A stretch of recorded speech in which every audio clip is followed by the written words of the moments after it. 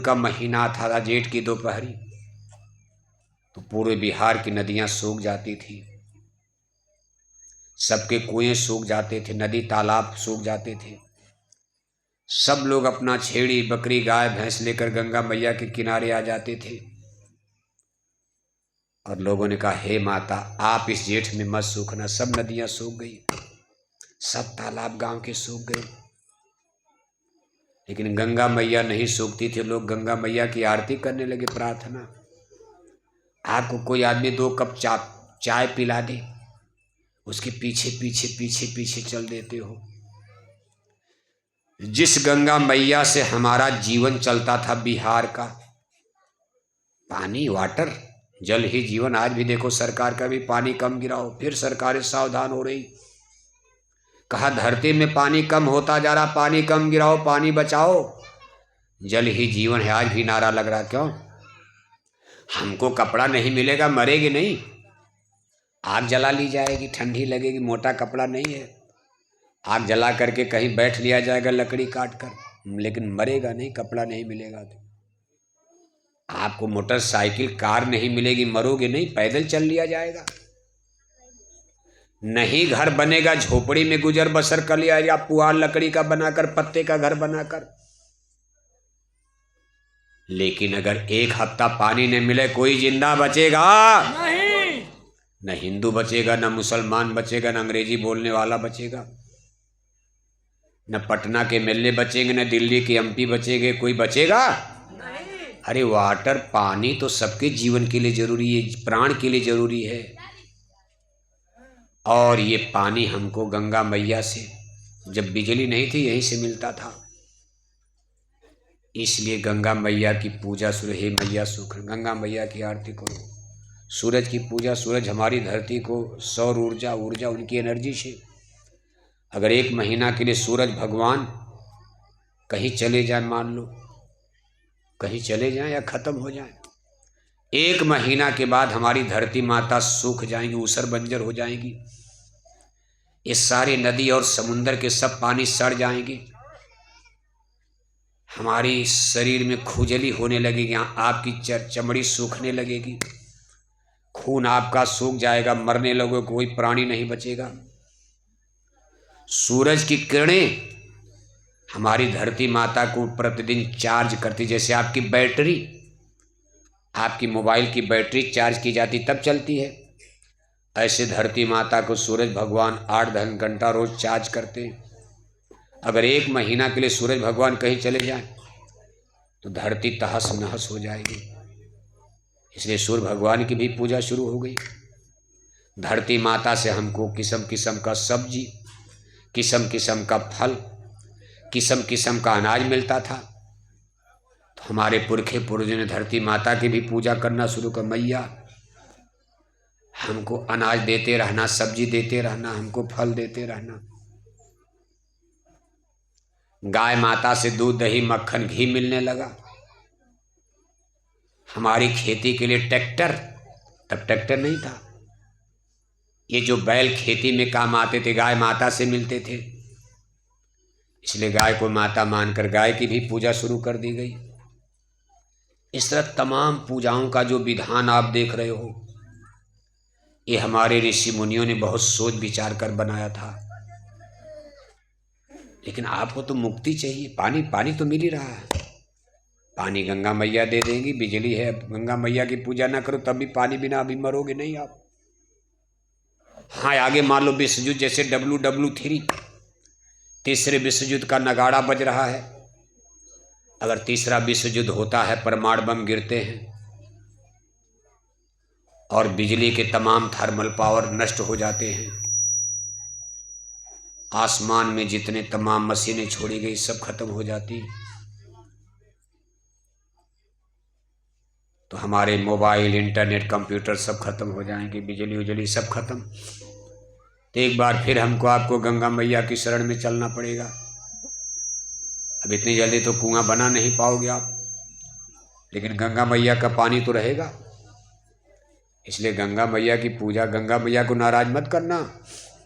जब कहीं पानी नहीं मिलेगा तो गंगा मैया में, गंडक में सो नदी भी सूख सकती हैं, गंडक भी सूख सकती, लेकिन ये गंगा मैया बिहार में कभी नहीं सूखती हैं। इसलिए गंगा मैया को नाराज मत करना। लेकिन आपको मुक्ति अगर चाहिए, इसके लिए गुरु पूजा की जरूरत है। हम नहीं कह रहे, रामायण कह रही है कि गुरु बिन भव ने तरय न कोई, जो बिरंच शंकर सम होई। कर्णधार सदगुर दे नावा, दुर्लभ सास सुलभ कर पावा। बंदा गुरुपद कंजय, कृपा सिंधु नर रूप हरि। महामोह तम पुंजय, जासु बचन रवि कन्निकर। सब रामायण में लिखा है। बंदो गुरुपद पदुम परागा, सुर सुभाष सरस संरागा। सिर गुर पदनख मणिगन ज्योति, सुमृत दिव्य दृष्टि होती। अभी सब रामायण की चौपाई हमने तो बनाया नहीं है। सब लोग रामायण हिंदू लोग मानते हो। इन्हीं गुरु पूजा की, गुरु की महिमा गाई गई रामायण में। और आज हम लोग गुरु की महिमा, सब पूजा तो ठीक है, गुरु पूजा ही हमने आपने छोड़ दिया। बिना गुरु पूजा किए, बिना गुरु से ज्ञान लिए, बिना गुरु से रास्ता लिए मुक्ति मिलेगी ही नहीं। निगुरा को कभी मुक्ति नहीं मिलती।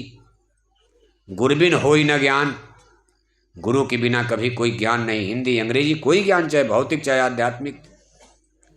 इसलिए प्रेमी भाई बहनों, जय गुरुदेव मिशन में आपको गुरु की महिमा समझाने के लिए, इसीलिए जय गुरुदेव नाम प्रभु का कर दिया गया। भगवान को पाकर ही मुक्ति मिलती। गुरु ही भगवान तक पहुंचाएंगे, ज्ञान देंगे।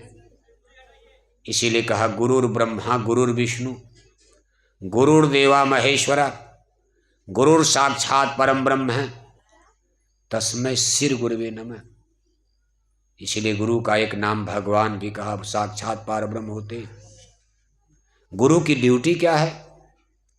आपको भगवान तक पहुंचा करके बस, ना गुरु ना चेला, और सब में बोला एक अकेला।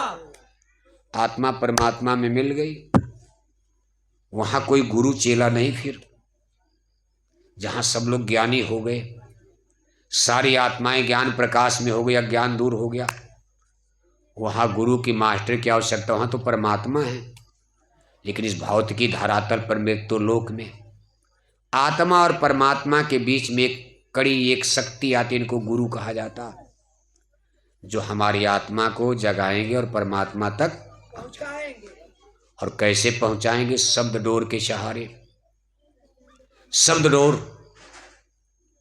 जिसको वेद वाणी, ब्रह्म वाणी, अनहद वाणी, अनहद नाद कहा जाता।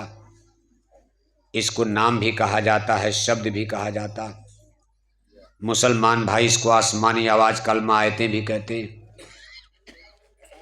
यानी गुरु जो है शब्द डोर के सहारे। जैसे आप पतंग उड़ाते हो, अगर पतंग में डोर न लगी हो तो पतंग वापस नहीं आएगी। ऐसे ही परमात्मा से आत्माएं जब अलग हुई, ये तो सत्य है कि सारी आत्मा एक ही परमात्मा से प्रकट हुई। एक ब्रह्म से सब जीव प्रगटे, एक ब्रह्म एक जीव एक ब्रह्म कहावत। जैसे सूरज से अनगिनत किरणियां निकलती, ऐसे एक ही परमपिता परमात्मा से सारी आत्माएं, ईश्वर अंश जीव अविनाशी, सारी आत्माएं प्रकट हुई।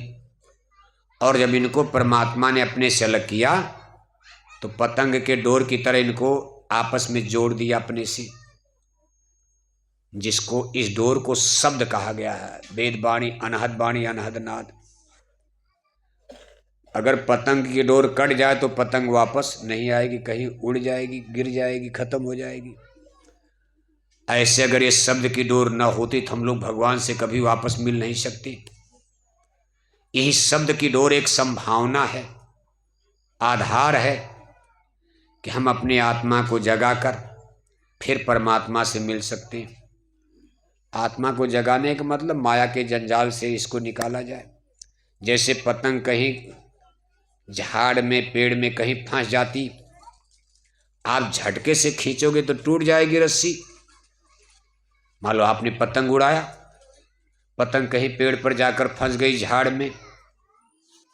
अब आप वहां जाओगे धीरे से पतंग को निकालोगे, धीरे से छांट करके बचा करके टूटने न पाए रस्सी। इसके बाद फिर डोरी को नीचे से खींचोगे, पतंग आएगी। दो चीजें हैं यहाँ। माया महाठगनी हम जानी।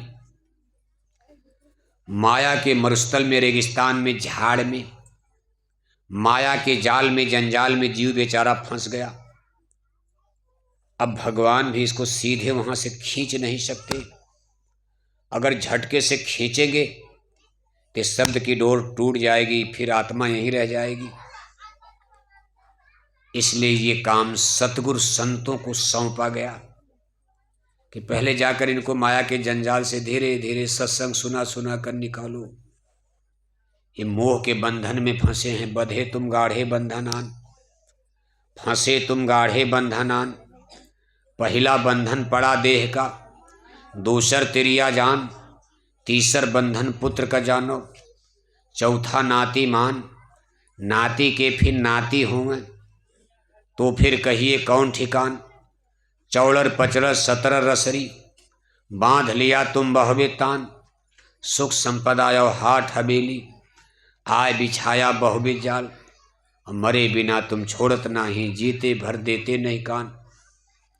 संत सदगुरु बहु समझावें, उनकी बातें एक न मान। कैसे मुक्ति बने तुम्हारी अब भरमो 84 खान। कैसे आज़ादी मिलेगी? इतना लंपट, इतना बंधन, इतना जंजाल, माया का जाल। अब इसमें से जीव को पहले निकाला जाए तब तो ऊपर चढ़ाया जाएगा शब्द डोर के द्वारा। और ये निकालने का काम जो करते उनको सतगुरु कहा जाता। अब इनका सिस्टम है, धीरे धीरे सत्संग सुनाते। सत्संग सुना सुना कर धीरे धीरे हमारे मन को माया से धीरे धीरे मोड़ते। मन बुद्धि चित्त का कंसंट्रेशन, जैसे जैसे मन को माया से मोड़ते हैं, हमारा ध्यान दोनों आँखों के बीच में जहाँ जीवात्मा सिचुएटेड है, यहाँ एकाग्र होने लगता है, जिसको आप ध्यान कहते हैं, एकाग्रता, शून्य समाधि अवस्था की तरफ। अभी तो संसार में मन भटक रहा, धीरे धीरे जब यहाँ आता है, यहाँ आने के बाद तब शब्द प्रकट होने लगता।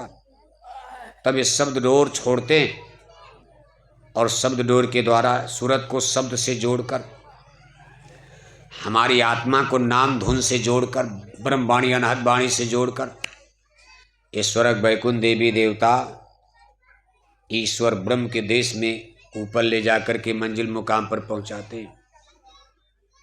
जो ये काम करते इसलिए उनको शब्द गुरु भी कहा गया। कहा जागो शब्द गुरु मेरे घट में। इसीलिए हिदायत महापुरुष देते, भाई अगर गुरु खोजना है आप तो पूरन गुरु को खोज तेरे भले की कहूँ। पूरन गुरु माने पूरा गुरु, पूरा मास्टर। पूरन गुरु किसको कहते? कहा शब्द गुरु को खोज तेरे भले की कहूँ। जो सूरत को शब्द से जोड़ सके, ये भेद जानते, उनको शब्द गुरु कहा जाता। आप ऐसे गुरु की जीवन में खोज करो। बाकी सब पूजा करते हो, आपकी पूजा छुड़ाने हम नहीं आए। गंगा पूजो, जमुना पूजो, दशहरा मनाओ, दिवाली में हमारी संस्कृति है, कल्चर है, सिविलाइजेशन है, हमारे पूर्वजों की कहानी है। भाई राम पैदा हुए, कृष्ण पैदा हुए, कम से कम इसी तीज त्यौहार के नाम पर हम उनके ज्ञान विद्या को समझेंगे, जानेंगे। लेकिन उनका ज्ञान भी तो सीखना जरूरी है। राम ने क्या कहा, कृष्ण ने क्या कहा। लेकिन हमारी दो चीज़ पर याद देना कि एक तो शाकाहारी हो जाओ, अपने चूल्हे पर मुर्दा पकाना बंद करो। आप मत पकाओ मुर्दा, बहुत बड़ा पाप है। दूसरी हमारी आपसे अपील है, किसी गुरु की खोज करो, शब्द गुरु की। आपको बिहार में शब्द गुरु नहीं मिलते, नालंदा में नहीं मिले, तो आप एक बार मथुरा चले आओ, आपको गुरु मिलेंगे, भेद मिलेगा सूरज शब्द योग का। हमारी जीवात्मा कैसे जगेगी, कैसे परमात्मा को प्राप्त करेगी, जन्म मरण कैसे छूटेगा। मथुरा में बड़े बड़े मेले देखो, सत्संग मेला, खिलौना मिठाई नहीं, सत्संग मेला आध्यात्मिक। लाखों लाख लोग आते, साल में 4 मेले लगते। अभी एक मेला देखो अगहन में हर साल लगता। अगहन आपके सामने है, 8 दिसंबर से 12 दिसंबर तक। हमारे दादा गुरुजी महाराज, पूज्य दादा गुरुजी महाराज की यादगार में, उनकी पुण्यतिथि पर ये मेला मथुरा में हर साल लगता, देश विदेश से लाखों लाख भाई बहन आते हैं। 5 दिन लगातार सुबह शाम आपको सत्संग सुनने को मिलेगा। 2 घंटा सुबह 2 घंटा शाम।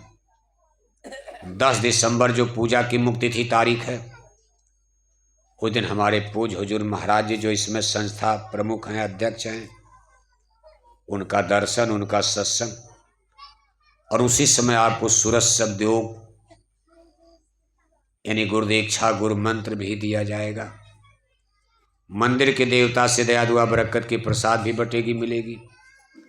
इन सारी चीज़ों का लाभ फायदा लेने के लिए आप इस भंडारे के कार्यक्रम में आने की कोशिश करना। हमारे देखो भाई राजकुमार जी, जिनके घर पर हम लोग आए हैं, अब वो तो यहाँ रहते नहीं हैं, रहते तो घर की थोड़ी सफाई दफाई होती। अब हम लोग तो एक बार और इसमें आए थे, और उस बार जब हम लोग आए तो रात में जब इसमें डर तो लगा, और यही सोचा जाए अगर मान लो भूकंप आ जाए तब क्या होगा इस घर में। और संजोग से उस रात भूकंप आ गया। उस बार जब हम लोग आए थे, पिछले साल कब आए थे? पिछले साल इसी महीने नवंबर में। रात में हम लोग यही कह रहे थे अगर मान लो भूकंप आ जाए तो बिहार में नालंदा में सबसे पहले यही घर गिरेगा, हम लोग तो मरी जाएंगे। और ऐसा विधि का विधान कुछ रात भूकंप आ भी गया यहाँ, लेकिन भूकंप तेज नहीं था। आज भी डर लग रहा था, फिर ला किसी में रख दिया कहीं आज न भूकंप आ जाए, नवंबर का महीना है। भाई नालंदा में तो बहुत घर है, अरे कहीं 10-20 किलोमीटर यहाँ सत्संग भले यहाँ रखते आप, लेकिन कोई घर तो ऐसा, इतनी तो अकल बुद्धि रहनी चाहिए। लेकिन ठीक है, या तो इसको गिरवा करके नया बनवाओ आप, क्या जरूरत इसको रखने की है। मैदाने कर दो आप, खुल्लम खुल्ला एकदम गिरा करके, एकदम प्लेन करके। खतरा होता, डर लगता। एक तो सफाई नहीं दफाई नहीं, जमाना कहाँ पहुँच गया। लेकिन फिर भी भाई राजकुमार जी का प्रेम था, सद्भाव था, श्रद्धा थी, उनके आग्रह को स्वीकार किया गया और उन्होंने मेहनत भी किया। रात भर जाग जाकर पूरे घर परिवार के लोग सबके खाने पीने सोने का इंतजाम करना, फिर सुबह से भंडारा चलाना, सबके लिए भोजन प्रसाद तैयार हो रहा। तो हम भाई राजकुमार जी को, उनके पूरे परिवार को, रिश्तेदार, दोस्त मित्र, सगे संबंधी, इस गांव जीवार के सभी लोगों को, किस कार्तिक के महीना में खेती का काम चल रहा, कटाई पिटाई बुआई जोताई, फिर भी इतनी बड़ी संख्या में अपने घर गृहस्थी का काम काज छोड़कर आप लोग आ गए। कितने लोग तो दूर दूर से भी अपना डीजल पेट्रोल खर्च करके आए हो आप, छोटे छोटे बच्चों को लेकर आए आप। तो हम सबको इसके लिए धन्यवाद देते हैं, और विशेषकर भाई राजकुमार जी को धन्यवाद है। लेकिन इतना जरूर अपील करेंगे कि अब की बार अगर इस गांव में कार्यक्रम हो तब तक ये घर तो गिरवाई दीजिएगा। भले तंबू डाल के रहेंगे हम लोग, पूरा खुला मैदान कर दिएगा, टेंट लगाकर इसी तरह रात बिता लिया जाएगा। लेकिन अब इस घर को आगे मत बढ़ाना, आप समय को समझना चाहिए। घटना 1 मिनट में होती है, कुछ भी हो सकता, सांप बिच्छू का अड्डा बन सकता, सब लोग जमीन पर लेटे, कुछ भी हो सकता। लेकिन खैर गुरु महाराज की दया कृपा से, लेकिन दया कृपा भी कम से कम कुछ तो सोच करके लेना चाहिए कृपा। अब सब कृपा इसी में लगा दोगे और कृपा क्या होगी तब। इसलिए इस पर आप विचार करना, चिंतन करना। जिला संगत संगठन इस बिहार शरीफ नालंदा के अध्यक्ष हमारे भाई अनिल सिंह हैं। बड़ी मेहनत करते रहते हैं। इनके संगठन के देखो तमाम पदाधिकारी, उपाध्यक्ष, मंत्री, कोषाध्यक्ष, सदस्यगण, ब्लॉक के, तहसील के, सेक्टर के तमाम पदाधिकारी, सदस्यगण, नए पुराने चेहरे यहाँ मौजूद हैं। हम सबको बहुत बहुत धन्यवाद देते हैं। सबके योगदान से, सहयोग से इतना बढ़िया कार्यक्रम आपका संपन्न हुआ, सफल हुआ। नालंदा बिहार शरीफ के लिए इसको सफल माना जाएगा। बड़ी ऐतिहासिक धरती है। जब नालंदा का नाम आता है तो देखो आप, वो जमाना याद आता है जब इस लाइब्रेरी में आग लगाई गई। महीनों तक यहाँ किताबें जलती रही नालंदा में। बगल में राजगीर है। किसी जमाने में मगध देश की राजधानी यही था, तब पाटलिपुत्र पटना नहीं, यानी मगध देश तब इसको कहा जाता। बिहार नाम में मगध देश की राजधानी राजगीर में, जहाँ जरासंध राज करते थे। भगवान कृष्ण ने जब अवतार लिया था उस समय जरासंध एक यदुवंशी राजा थे, यादव राजा। जरासंध की राजकुमारी यानी पुत्री थी, जिनकी मथुरा के महाराज कंस से शादी हुई थी। यानी मगध के राजा जरासंध के मथुरा के राजा कंस क्या लगते थे? क्या लगते थे? दामाद। जब भगवान श्री कृष्ण ने बचपन में ही और इतने बड़े प्रतापी राजा को मुक्का मुक्का मार डाला। कुश्ती, जैसे अहिर लोग कुश्ती दंगल लड़ते थे पहले जमाने में, पहलवान लोग आज भी लड़ते हैं।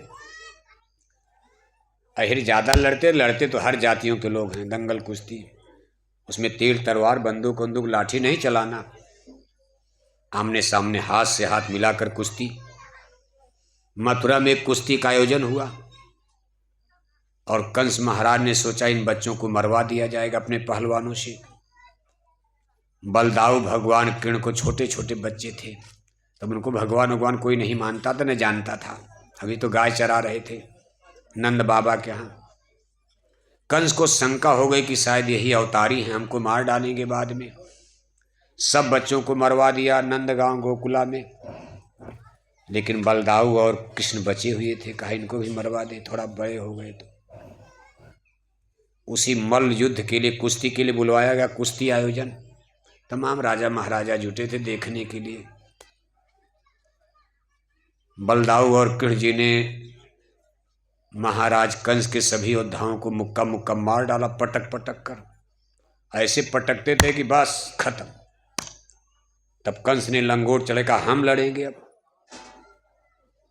कृष्ण महाराज, अब इतनी मोटी हैवी शरीर कंस की, और कृष्ण महाराज तो दुबले पतले बच्चे थे। जो ही कंस उनके पास गए, ऐसे अंगुली से उड़ गए आसमान में, और उड़ करके जब धड़ाम से नीचे गिरे, ऐसे चपाक सीने पर चढ़ करके मुक्का 2-3 मुक्के में काम। जब कंस मर गए तो मलट्टी फौज सब भाग गई। अरे महाराज का वध, ये किसने, इस बच्चे ने इतना बड़ा गजब कर दिया। यानी मामा कंस इतने बड़े सम्राट, वो भी यादव राजा थे, बहुत बड़ी अहिरानी थी तब मथुरा की, मार डाला जब। अब जो कंस की देवी थी महारानी, मगध की राजकुमारी, रोती हुई यहाँ आई अपने पिता जरासंध के पास। कहा मेरे पति महाराज कंस को एक ग्वाला ने मार डाला, गाय चराने वाले ने। जरासंध ने कहा उसका नाम क्या? का नाम वो मुझको पता नहीं, उसको कोई जानता भी नहीं, कहाँ से आया। लेकिन इतना हम जानते हैं कि नंद बाबा के यहाँ छोटा सा गाय चरवाहा है। जरासंध ने कहा चरवाहा? एक गाय चराने वाला चरवाहा, और मथुरा नरेश महाराज कंस का वध कर दिया। विश्वास नहीं होता था कि चरवाहा मार डालेगा। अंत में जब पता चला तो जरासंध ने आक्रमण किया, मैं उसको भी मारता हूं। कई बार आक्रमण किए। भगवान कृष्ण महाराज और बलदाऊ तो बच जाते थे, जनता मारी जाती थी। तब कृष्ण महाराज ने कहा देखो भाई, जरासंध को तो हम आराम से मरवा देंगे, हमको आगे अभी महाभारत बड़ी भारी रचना का कौन जानता था। लेकिन कृष्ण महाराज तो जानते थे हमको बहुत बड़ा काम करना, दुनिया में महावीर कितने राजाओं को मारना। इस जरासंध के चक्कर में इतना क्यों नुकसान किया जाए, चलो हम लोग यहाँ से भाग चलते हैं। मथुरा से भाग करके वो कहाँ चले गए? द्वारिकापुरी, गुजरात। तब उनको लोग का मजाक होने लगा उनका। कृष्ण महाराज का देखो मजाक होने लगा, कहा रणछोड़ हो गए। रणछोड़ माने लड़ाई के मैदान से डर के मारे भाग गए। भगवान के ने कहा चलो कोई बात नहीं, हमारी बेइज्जती ही सही, बेइज्जती से क्या फर्क पड़ता। मैं अपने निशाने पर, अपने मिशन पर, जिस काम के लिए मैंने जन्म लिया है। हे पार्थ, बढ़ता पाप जब जब ग्लानि होती धर्म की, पड़ती जरूरत है मुझे। निज जन्म लेकर कर्म की, मुझे धरती पर धर्म की स्थापना करना, इज्जती बेइज्जती क्या देखनी, दुनिया करने दो। और अंत में देखो भीम के द्वारा जरासंध को उन्होंने मरवा दिया। उनकी राजधानी राजगिरी में ही आकर, इसी राजगिरी में आकर उनके महल में रात में सोते समय भीम ने चीड़ करके 2 टुकड़ा कर दिया, कहा काम खत्म। यानी जरासंध को उन्होंने भीम से मरवा दिया। ये भी यादव राजा थे। कंस को मार दिया, जरासंध को मार दिया। चंदेरी के राजा जो भगवान किरण की बुआ के सगे लड़के थे शिशुपाल, उनको मरवा दिया। क्योंकि ये सब राजा दुर्योधन की गोल के थे यादव राजा। लेकिन ये सब लोग दुर्योधन का साथ देते महाभारत की लड़ाई में। इसलिए भगवान की ने कहा इनको एक एक करके पहले में निपटा दो, कुछ कम हो जाए मामला भार। तो धीरे धीरे फिर महाभारत की रचना होती है। कहने का हमारा मतलब राजगृह, राजगीर, राजगृह भी कहते हैं, राजगीर भी कहते हैं, नालंदा के पास है। इसका एक बहुत बड़ा इतिहास है। बाद में राजधानी देखो गंगा के किनारे चली गई। अशोक के जमाने में मौर्य वंश सम्राट अशोक, नाम पड़ा पाटलिपुत्र। अब इसका नाम पड़ गया है, क्या पड़ गया? पटना। पटना पड़ गया।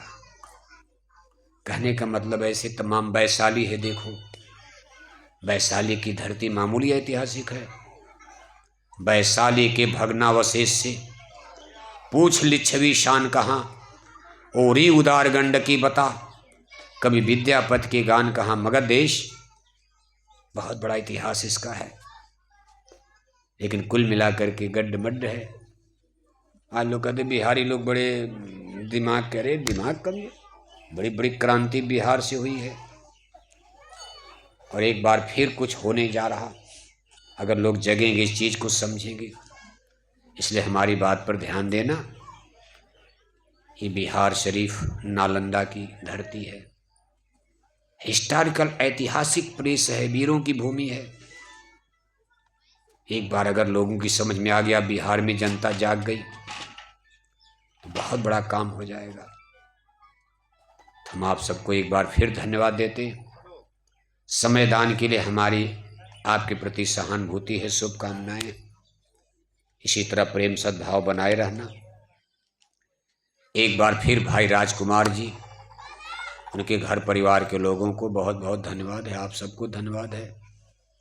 हमारी इस प्रचार यात्रा में बराबर हमारे साथ चल रहे गुजरात प्रदेश के प्रांतीय पर्यवेक्षक माननीय जीतू भाई पटेल जी, उत्तर प्रदेश गोरखपुर के भाई इंद्रजीत पांडे जी, उत्तर प्रदेश जौनपुर जिले के डॉक्टर शेखर साहब, ऐसे लाखों लाख लोग लगे हैं जगह जगह। 150 आदमी से संगठन क्रांति नहीं आती। हमारे गुरु महाराज ने लाखों करोड़ों को तैयार किया और ये लाखों करोड़ों लोग मिलकर कितना करोड़ तैयार कर देंगे। 1 2 2 4 4 आदमी बनाएंगे, तब जाकर के कितना बड़ा परिवर्तन होगा, कितना बड़ा समाज में अंतर आएगा।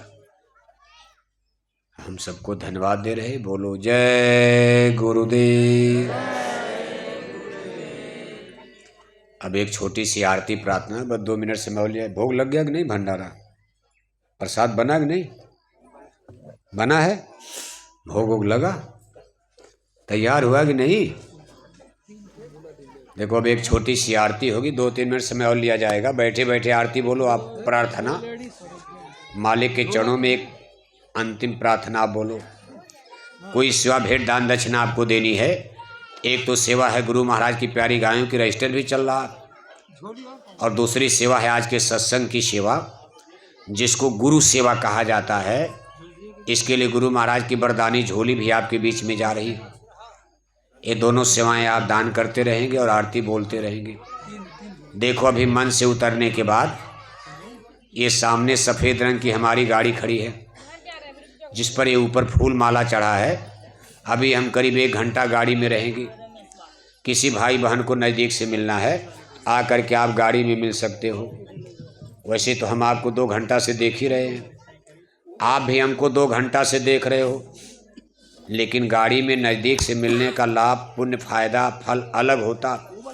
दरस परस मज्जन नज़दीक से मिलने का, दरस परस का पुण्य फल लाभ अलग, दूर दूर से अलग होता। तो अगर किसी की इच्छा बनती है तो आकर के आप गाड़ी में मिल सकते हो। यहाँ से हमको शेखपुरा जाना, कल का कार्यक्रम शेखपुरा में होगा, उसके बाद फिर जहानाबाद है, अरवल, ऐसे लगातार उधर है भंडारे तक। बोलो जय गुरुदेव।